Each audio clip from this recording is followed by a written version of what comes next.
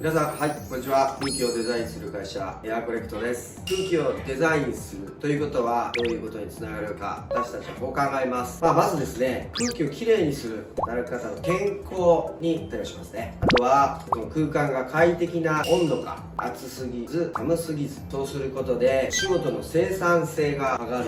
それが、つながっていけばですね、売上アップ、また、社員の方が、ここで働いて、働き続けたい、みたいなね、そんな気持ちになるんではないかと思っております。快適な環境づくり、それをお手伝いできると思いますので、ぜひエアコレクトに相談してみてください。きっとお力になれます。エアコレクトでした。